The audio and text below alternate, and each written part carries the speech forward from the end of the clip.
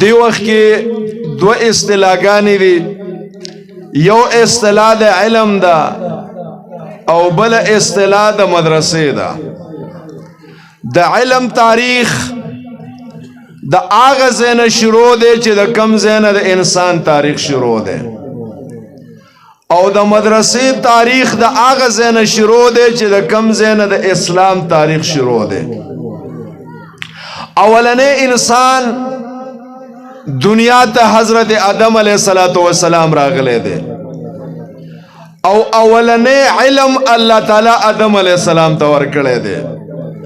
قرآن کریم چې کم ځای د آدم علیه السلام د تخلیق او د پیدایش تذکره کړی ده، الته کې الله تعالی د علم تذکره کړی ده.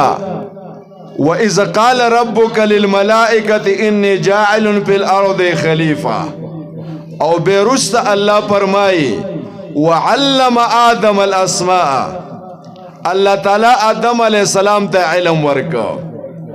د آدم علیه السلام نه مخکې دنیا کې انسان نو، نو د آدم علیه السلام نه مخکې دنیا کې علم نو.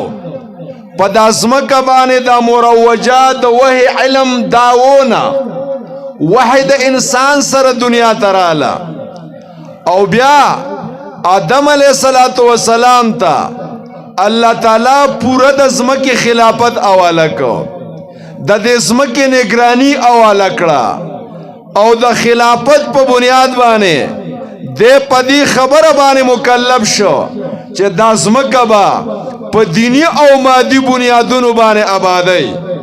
آدم علیه السلام ته چې دا ځمکه حواله شوه، نو ځمکه ډیره او انسان پکې یو و، نو دا ټوله ځمکه الله تعالی آدم علیه السلام ته ملکن ورکړله، ځکه دی خلیفه کو. او بیا دا ځمکه د آدم علیه السلام نه مخکې په دې ځمکه شریعت نو، اسلام نو، دین نو. نو اوس دا ځمکه به په شریعت او په دین آبادې. د آدم علیه السلام نه مخکې په دې ځمکه باندې کور نو، بلډینګ نو، سړک نو. اوس به دا ځمکه په مادي بنیادونو باندې آبادې. نو دینی او مادي بنیادونو باندې ځمکه آبادول به حیثیت د خلیفه د حضرت آدم علیه السلام ذمہ داری وګرځېدله. اوس آدم علیه السلام به د ځمکه څنګه آبادی؟ آدم علیه السلام خو یو ذره دی، یو کس دی که نه دی؟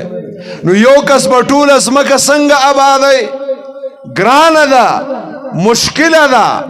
الله وی وعلم آدم الاسماء، ما حضرت آدم علیه السلام ته علم ورکو.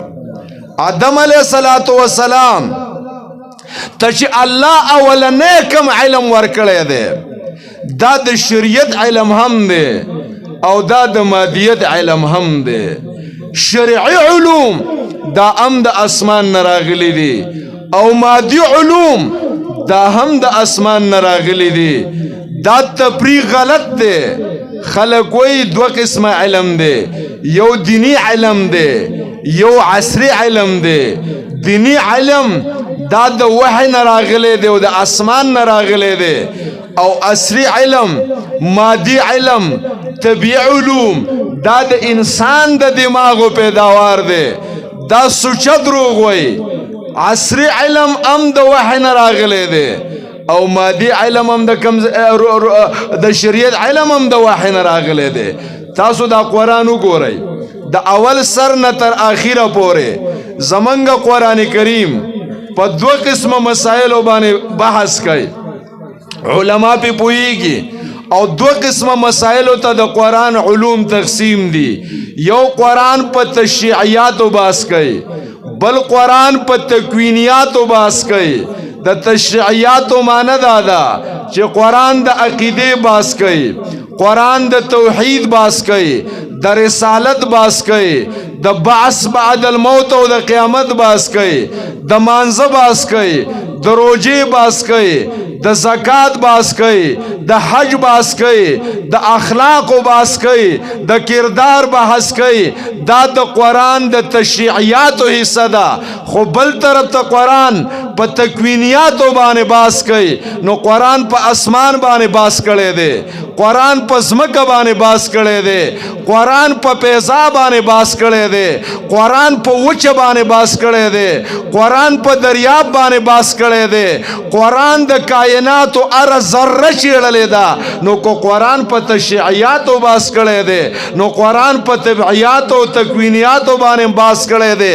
خو قرآن اجمالی کتاب دی، کلیات ذکر کوي، اصول ذکر کوي، قواعد ذکر کوي، جزئیات چې دي هغه مجتهدینو او مستنبطینو ته حواله شوي دي. نو الله په دغه امت کې د عقلی ارتقا په بنیاد باندې دو قسم مجتهدین پیدا کو، یو مجتهد په تشریع او بل مجتهد په مادیات په تبعیات. نو کم چې د تشریعیات مجتهد دی هغه د قرآن د تشریعیات حصہ او چړله او د خپل علمی او د قوت اجتهاد په بنیاد باندې دا غینه جزئیات مستنبط کړه او موږ د پاره فقه مدونه کړله.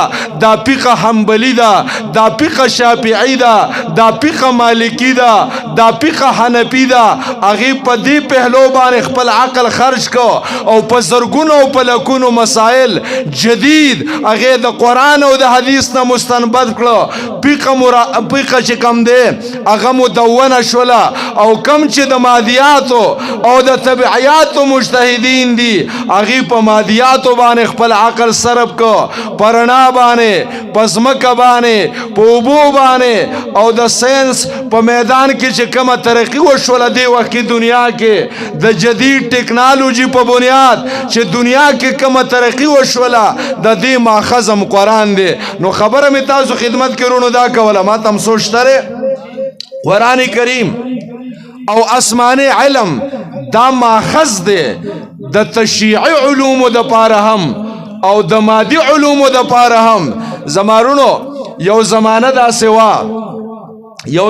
دا سوا د مدارسو چې الته کالجونه نو، الته یونیورسټۍ نه وې، یو چار دیوالی بوا، یو مکتبو، یو مدرسه وا.